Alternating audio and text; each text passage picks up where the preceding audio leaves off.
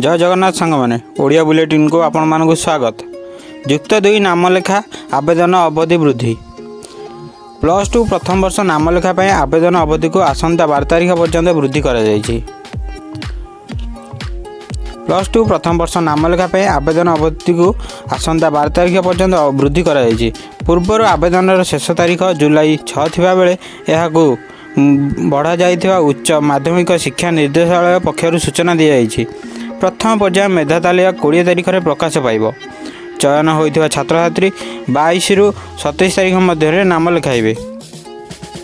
प्रथम पर्याय नाम लिखाई छात्र छात्री अन्य शिक्षानुष्ठान में पढ़ा इच्छुक थे 22 रु 30 तारीख मध्य स्लाइड ऑफ ऑप्शन दे पारिबे।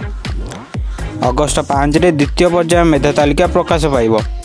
अगस्ट 7 रु 10 तारीख मध्य मनोनीत होइथिबा छात्र छात्री नाम लिखाइबे। अन्य उच्चतर शिक्षानुष्ठान में स्पॉट नाम लेखार अंशग्रहण करने अगस्ट 12 रु 14 तारीख जाए चॉइस लॉकिंग करें। अगस्ट 20 तारीख में स्पॉट नाम लेखा मेधा तालिका प्रकाश पाइब।